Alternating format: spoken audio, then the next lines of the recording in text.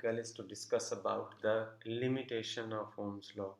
So this is what we have to study from this article. So what we have studied so far, we have studied V according to Ohm's law, V is proportional to I, and V is equal to I R, where R is a constant, right?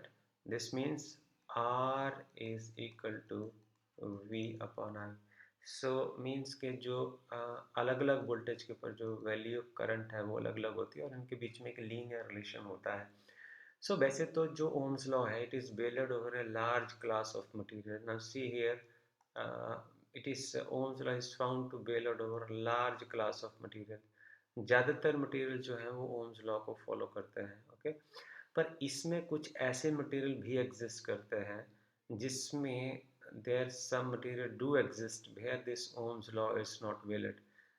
जिसमें जो proportionality है, proportionality of Ohm's V and I, so that does not hold. Okay, so the deviation of broadly are one or more of the following types. So सबसे पहले हमारे पास इसमें 3 limitations को हम discuss करेंगे और आपको बड़ी easily ये समझ आएंगी. सबसे पहले चलिए आप V ceases to be proportional to I. देखिए अब इसमें B is proportional to I means V और I के बीच में एक लीनियर रिलेशन होगा. जितनी बार भी आप B और I की वैल्यू पुट करेंगे आपका आंसर फिक्स आना चाहिए. ओके अब यहाँ से आप देखिए इस रीजन तक जो है जो V और I, V is proportional to I up to this region. Okay up to this region V is proportional to I. But what is happening actually, so this is the linear curve. Graph ऐसे ही होना चाहिए according to Ohm's law but is shifting from its linear from linearity. So इस stage पर जाके क्या होगा, v upon I का जो रेशियो है वो कांस्टेंट नहीं आएगा. सो हम ये कह सकते हैं कि there are some material those do not follow this linear relations. Okay, this is the result that could be drawn from this graph number 1. So now go to the graph 2. So what could we learn from here, from this graph? देखिए जो relation between V and I है ये sign के ऊपर depend करता है. हम सबसे पहले इस एक्सिस की ओर चलते हैं तो ये हमारे पास आ गया x axis. Okay so this is x axis and this is y axis, right. So along axis से पॉजिटिव x एक्सिस फिर इंक्रीजिंग वोल्टेज. यदि आप वोल्टेज को बढ़ा रहे हैं तो करंट देखिए कि करंट का वैल्यू जो है वो धीरे धीरे बढ़ रहा है. वोल्टेज बढ़ रही है इन स्टेप्स बट करंट का वैल्यू जो है वो स्मॉल स्टेप्स में बढ़ रहा है.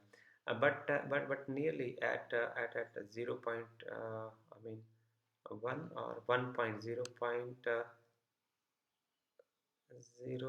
0.1 से आगे है कुछ 0.118 के आसपास हम कह सकते हैं कि आप देखिए कि इसमें कोई लीनियर रिलेशन नहीं है. जो लीनियरिटी का ग्राफ है यदि ये लीनियर रिलेशन एग्जिस्ट करता तो ग्राफ ऐसे जाना चाहिए था.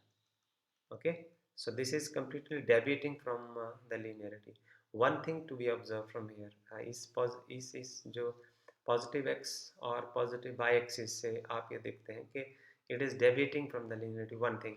दूसरा जो इस ग्राफ से सीखने वाली बात है कि यदि आप वोल्टेज को रिवर्स करते हैं, आप वोल्टेज को रिवर्स कैसे करते हैं इसको सीख लीजिए. देखिए ये आपके पास एक कंडक्टर है. Okay so you are having a conductor and you are having battery over here, right? So what will happen then, electrons will is a positive terminal of the battery and negative terminal of the battery. So electrons are moving toward this direction, so is the electron. But what is the direction of current?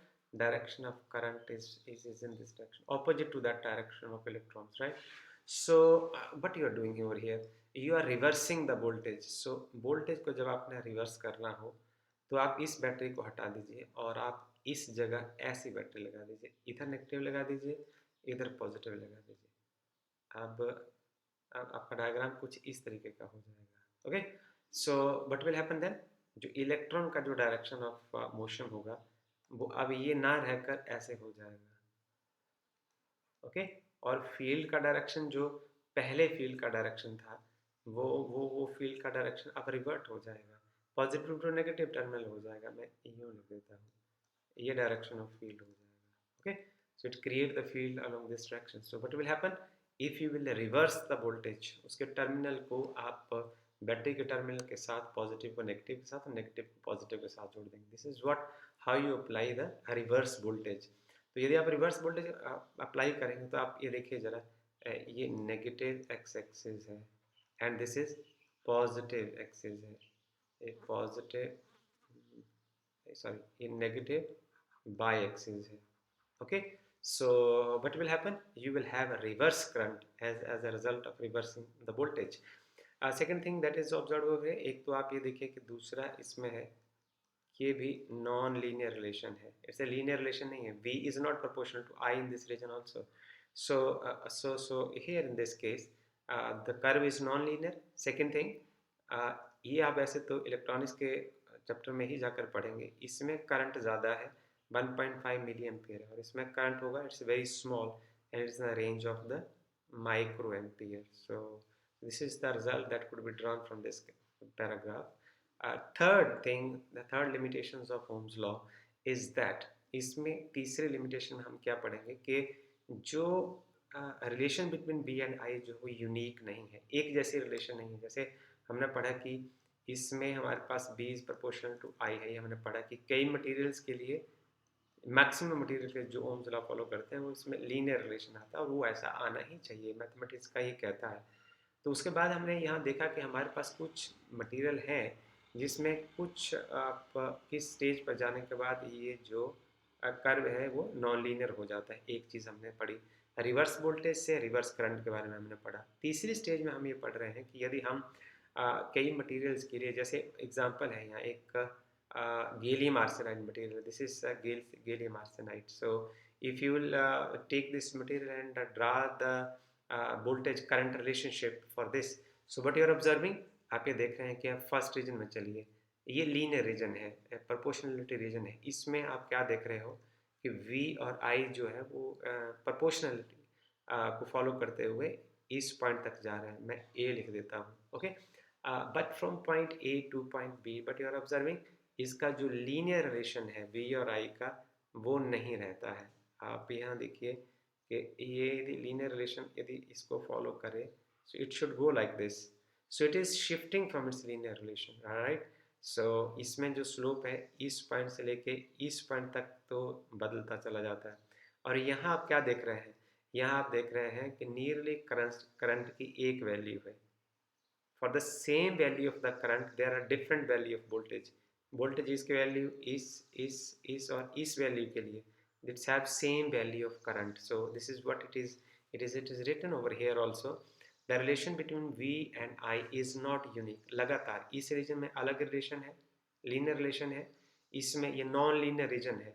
ठीक है, और ये वाला जो third reason है ये V से लेके C तक है, ये नेगेटिव रेजिस्टेंस रीजन है. सो यहाँ रिलेशन जो मैथमेटिकल रिलेशन जो है V एंड I में वो अलग है. So you can see it carefully, relation between V and I is not unique. ये अब आपको समझ आ गया होगा जो लाइन का क्या मतलब है. There is more than one value of V for the same current. यहाँ मैंने आपको बताया कि जैसे इसको हम तोड़ के फिर आपको एक बार बताने की कोशिश करते हैं कि जैसे ये हमारे पास नॉन लीनियर रीजन और नेगेटिव रेजिस्टेंस रीजन यहाँ एग्जिस्ट करता है. तो इसमें वो ऐसे, इस रीजन में क्या है, इस रीजन में देखिए करंट का वैल्यू सेम है, यहाँ करंट है तो करंट का वैल्यू सेम है, पर यहाँ वोल्टेज की वैल्यू डिफरेंट है.